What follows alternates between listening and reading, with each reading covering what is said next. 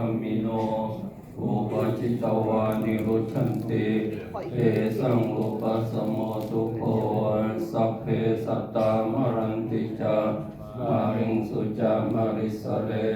ตเทวะหังมาริสามินัตถิเม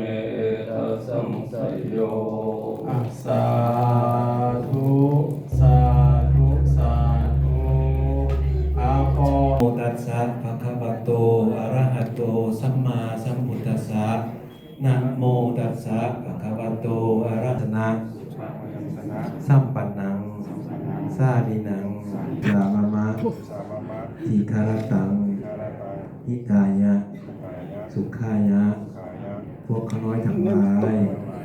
ต้องบอกไปหาเป็นโภชนาอาหารซึ่งมีข้าวและน้ำอันประเสริฐนี้แด่พระพุทธเจ้าข้อการบูชานี้จงเป็นไปเพื่อประโยชน์และความสุขแก่พวกน้อยทั้งหลายจนสิ้นกาลนานเถิดวันนี้กับขึ้นไปเครื่องบินทบาทได้บัตรกับพัดพร้อมด้วยเครื่องบริบาลทั้งหลายเหล่านี้แก่พระสงฆ์ข้อพระสงฆ์จงรับเครื่องบินทบาทได้บัตรกับพัดพร้อมด้วยเครื่องบริบาลทั้งหลายเหล่านี้ของพวกน้อยทั้งหลายเพื่อประโยชน์และความสุขแก่พวกน้อยทั้งหลายอีกประการหนึ่งพวกน้อยทั้งหลายข้อบูชาพระคุณอุทิศถวาย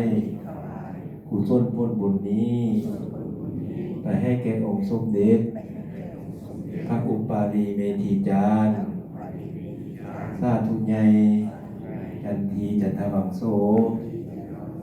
ที่เพิ่นได้มรณภาพปงสำคัญดวงดับขัน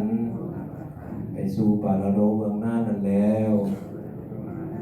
ก็ให้ปฏิสนธิจิตวิญญาณของเพิ่นจงได้รับรู้ได้รับทราบโดยญาณวิธีทางได้ทางหนึ่งข้อบอกกล่าว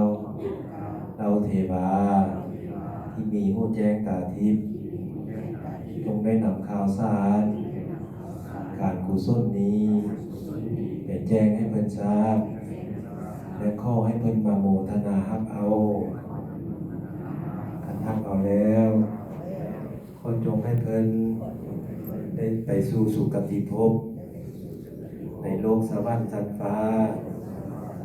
ตลอดถึงซึ่งพระนิพพานในอนาคตการข้างหน้าบุญเถิดสาธุสาธุสาธุคารวะเพิ่นเลยเด้อธัมมาริตุงวะธัมเมกายเยนะวาจายะวะเจกัสสวะสังเฆกุกัมมังปักขตังมะยายังสังโฆปฏิคันนาตุอาจายันตังกาลันตะเลสังวาริตุงวะสังเฆ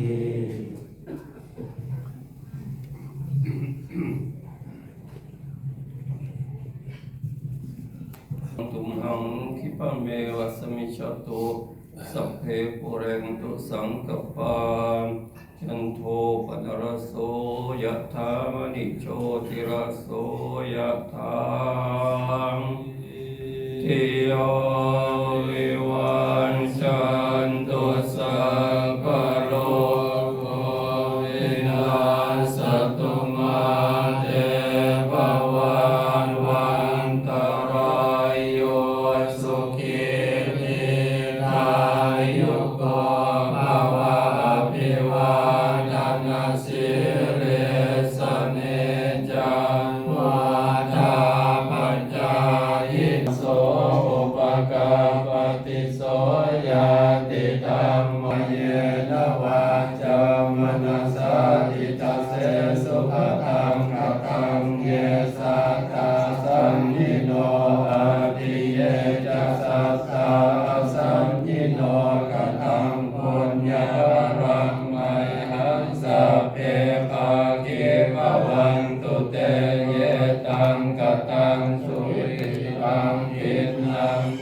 ญารังมายาเยจะดา บุญในภาคเศร้านี่เนาะก็ต่อไปก็สิได้ถวายพระทหารเพลพระสงฆ์แสดงขอรัตนนิมนต์พ่อแม่ครูบาอาจารย์ทุกรูปทุกองค์ไป